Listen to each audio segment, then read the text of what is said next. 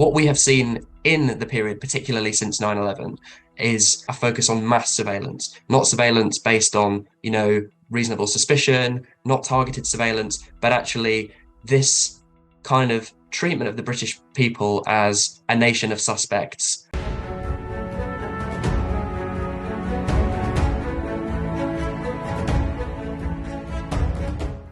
The 9/11 terrorist attacks led to a rapid increase in national security laws and associated domestic surveillance. Proponents claim that these measures are necessary to protect the public from terrorism, and that if you have nothing to fear, you have nothing to hide. But has the surveillance state gone too far in undermining privacy and individual freedom? Hello and welcome to Moral Sentiments, the show that seeks to find the common ground between classical liberalism and social justice. From the UK's Investigatory Powers Act to the US Patriot Act, and international groups like the Five Eyes, there's been a massive expansion in the legal size and scope of the state's surveillance apparatus. The Edward Snowden and Chelsea Manning classified information leaks revealed how the government is collecting vast swathes of information from citizens with neither a warrant nor a legal justification.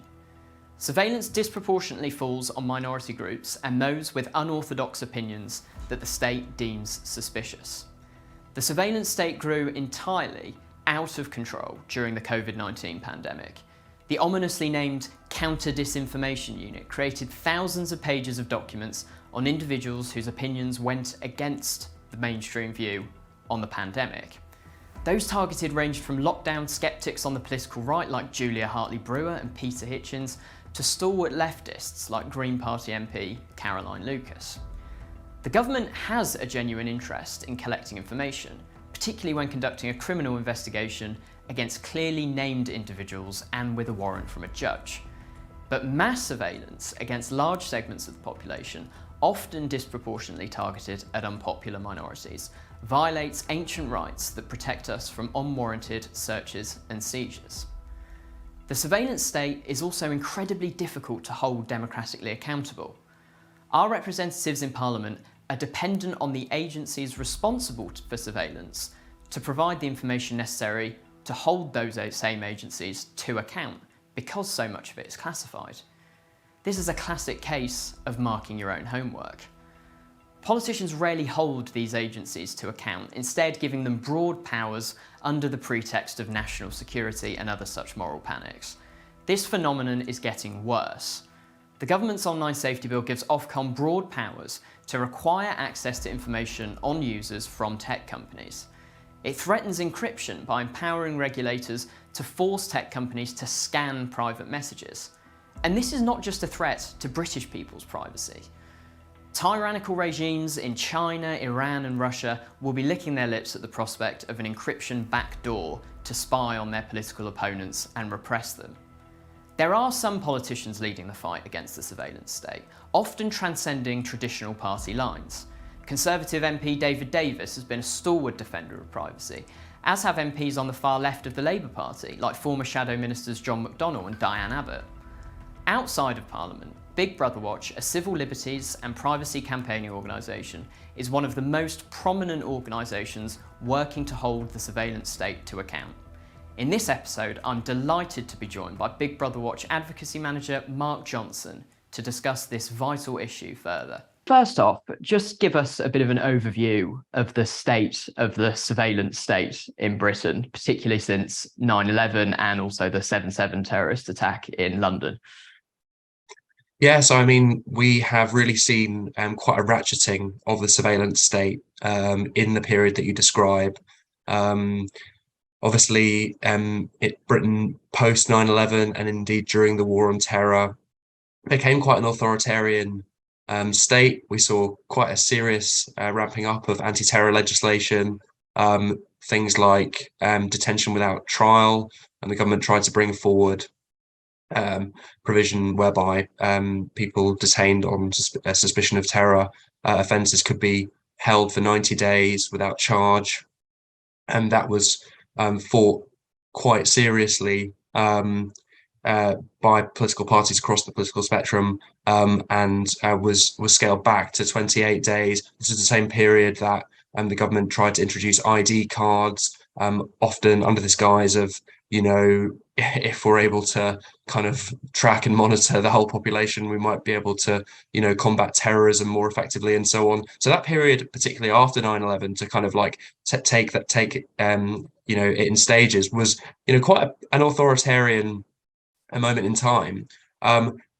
Then what we saw a little bit later down the track was, of course, the Edward Snowden leaks, and it's actually 10 years this year since the leaks came out. And what Edward Snowden uncovered was, well, one of the most groundbreaking and also kind of shocking leaks in recent memory, a vast kind of trove of information about the extent to which intelligence agencies in the United States, but also in the UK, were kind of, to an extent, weaponizing the internet. The 1990s had been such a brilliant kind of free and open, there'd been this kind of idealistic perception of what the internet was like as this mass communications tool and a means by which we could all, kind of get closer and communicate with one another. And what Snowden revealed was that this tool was being exploited by intelligence agencies to an extent like which we'd never seen before. And very few kind of mediums of communication were left out.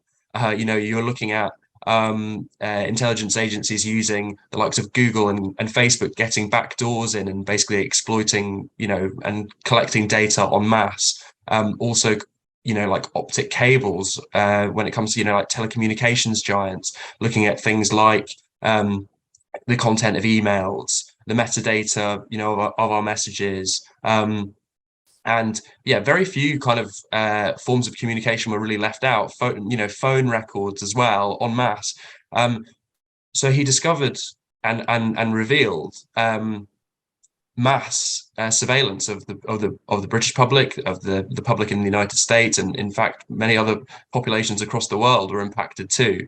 And all of this demonstrates that we're now in a position where, unfortunately, mass surveillance is prevalent in our society, that states do monitor us at scale and without suspicion, not on a targeted basis. And unfortunately, as is often the case with civil liberties, the state has become strengthened, more and more powers are levied in time, and that comes at the expense of our privacy. So I guess that's a kind of a very, very quick whistle-stop tour of a very authoritarian period in the wake of kind of 9/11 and the war on terror. Then obviously, we have the 10-year anniversary of the Snowden leaks, and indeed legislation that we have seen in the UK Parliament in the period that's followed the Snowden leaks has by and large basically sanctioned further mass surveillance powers in that time. So unfortunately, it's a pretty bleak picture, but it means that we're very busy and we've got plenty of things to fight for. Absolutely. And it might seem to be a bit of a basic question to you, given that you and your colleagues at Big Brother Watch do this for a living, but just outline why it is important that people have the right to privacy from the state and why this warrantless mass collection of data is quite so alarming. The right to privacy is absolutely fundamental to a free society. It's a kind of integral right upon which other rights benefit. You often hear the phrase, and it's thrown at us an awful lot at Big Brother Watch: if you have nothing to hide, you have nothing to fear. Everybody has something to hide. There's a good reason why you have a password on your phone, your emails, why you have a lock on your front door, why you lock the door when you go to the bathroom. You can take your pick. There's loads of, everybody has a reason why they might want to hide something. And privacy is absolutely integral to kind of maintaining a free and fair society. Without privacy, the right to freedom of expression comes under threat as well. It's important that people are able to communicate and express themselves without necessarily having to show their face and making it public. And also other rights, like the right to freedom of assembly, also benefit from the right to privacy, the right to be able to kind of organize, without necessarily the prying eyes of the state or others looking into what you might be doing. What we have seen in the period, particularly since 9/11, is a focus on mass surveillance, not surveillance based on, reasonable suspicion, not targeted surveillance, but actually this kind of treatment of the British people as a nation of suspects, that, their right to privacy is irrelevant, and actually we're all fair game when it comes to the intelligence agencies. And I think what, the likes of Edward Snowden revealed, um, and thinking about this kind of issue more broadly, is that this is not just about the right to privacy. It's also about democracy and ensuring that our intelligence agencies, there is democratic oversight over what's going on, that the British public are aware of what's going on, and that these agencies, as was the case with the Snowden leaks, are not acting, without authorization, without scrutiny. They're not going above and beyond what we allow them to do. So yeah, privacy is absolutely integral to a free society. There are plenty of examples throughout history where privacy was eroded, and the outcomes are generally pretty dark and pretty bleak. And even in a country like the United Kingdom, it is absolutely integral that we fight for the right to privacy, so that we can preserve our freedoms more broadly. Absolutely. And we all lose out, just as you've said, from government surveillance, and we're all potential criminals, basically, in the eyes of the state, somewhat guilty until proven innocent. But there are certain groups of people in the UK who have been targeted, who have suffered more than others, particularly in the context of the war on terror. What are some of these groups, particularly? I'm thinking religious minority groups like Muslims, who may face more scrutiny from the government. What has their experience been with this? Because it can be difficult for people who are generally living in middle class suburbia and never have to deal with this kind of scrutiny to understand exactly what people who are targeted by this have to experience. Yeah, I mean, one of the real problems with broad kind of policing powers and ill-defined laws is that often you grant agencies or police officers a huge amount of discretion in how they're applied, and of course that then creates scope for discrimination, and that is a real problem, and has been a problem, in British policing, for a few decades now. Thinking more broadly about some of the other provisions and that the government brought in the kind of wake of the war on terror, you also had the Prevent programme, which was almost, could be described as a kind of mass civilian spying network, predominantly targeting Muslims. And people have been, referred to Prevent programmes for, like wearing Free Palestine wristbands and things like that. It's a very poorly put together framework, and there are a number of problems with it. So yeah, you're absolutely right. I mean, minority groups, will suffer the most when it comes to these kind of mass, surveillance programs, particularly in that climate that we saw post 9/11, and the general environment, which was, particularly hostile, to use that kind of phrase. And it's a real consideration, and it is often the case with surveillance programs that people at the fringes will, and people without a voice, will suffer the most. Absolutely, and this plays in, I think, to the issue transcending the usual partisan divides. It is one of those topic areas where you see ostensibly strange coalitions of people coming together. And in the UK, you have true blue Brexit Tories like David Davis working with hard left folks like Jeremy Corbyn to rein in the state in this area. And in the US Senate, Rand Paul, a conservative libertarian Republican senator from Kentucky, often works with Ron Wyden, a bona fide progressive from Oregon, on privacy issues. Why do you think it reaches across the political divide in that way and brings people together who ordinarily wouldn't have much to work together on?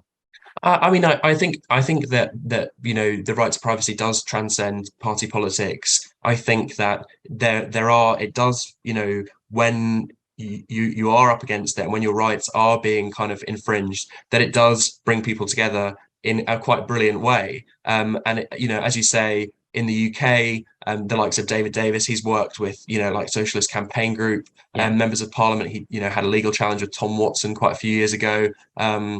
And in the US, exactly the same. People like Rand Paul working with, quite left-wing Democratic senators. There was also a kind of bipartisan piece of legislation in the wake of the Snowden revelations, that again, you had someone from the Tea Party and then somebody from the very left of the Democratic Party working together. I mean, I think that that what you often find is politicians who are acting on principle, who understand power mechanisms, and how power can be exploited, and sometimes that can bring people together who might seem like they don't have common cause and commonality in the kind of in terms of their political ideology, but actually they have more in common than they would realize because they are wary of kind of unaccountable and unchecked power.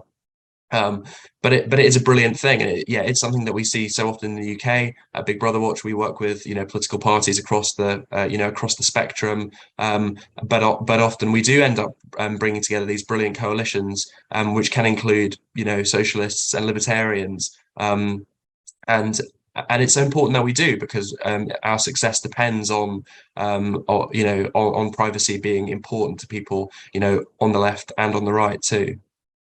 Yeah, and as you say, all of this really quite sinister, depressing stuff does keep groups like Big Brother Watch busy, and that absolutely seems to be the case at the moment. Unfortunately, this looks like it's going to get worse before it gets better. Recently, I think it's Daily Telegraph did a big expose on this COVID misinformation unit that existed during the pandemic to target individuals who were saying things the government didn't like about COVID and to try and censor what the government considered to be misinformation about COVID, mostly online.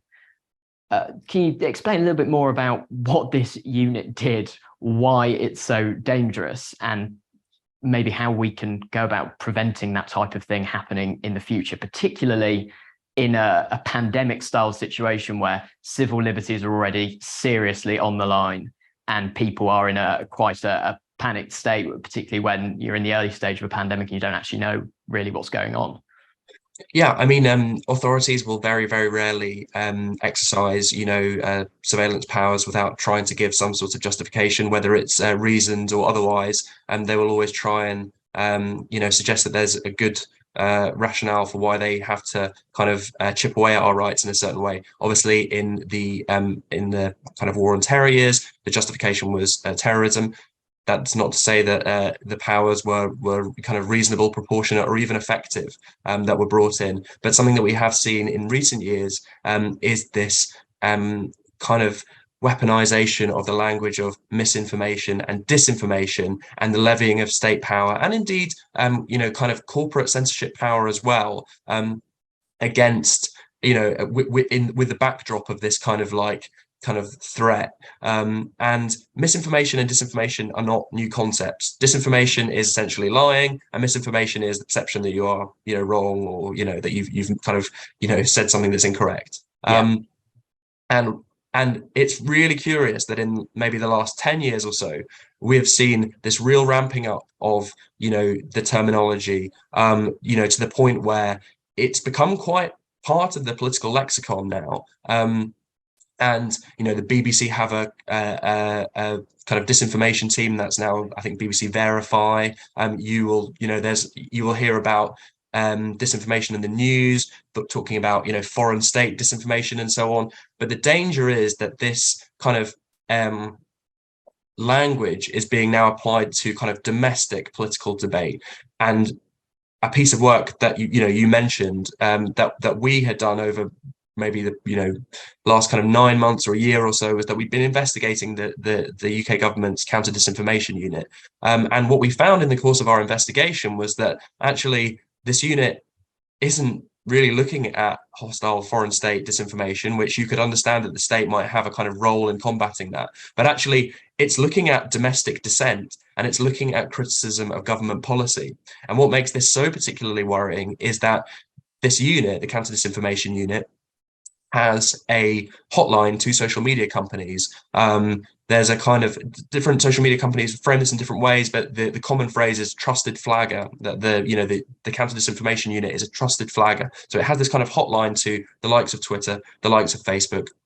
And in the course of our investigation, with the backdrop of really not a great deal of transparency, there were stonewalling loads of our freedom of information requests. We couldn't even find out about budgets or staffing or personnel or anything. And that is some of the basic accountability stuff budgets, that Parliament's most fundamental responsibility is to enumerate money taken from us to the executive in a Yeah. way that is clear and accountable. And that And also, I mean, added onto that is not just the basic budgetary situation, but also the bizarre situation when people, with parliamentarians trying to apply scrutiny, are reliant on the agencies they are scrutinising to provide the evidence, because the evidence is secret.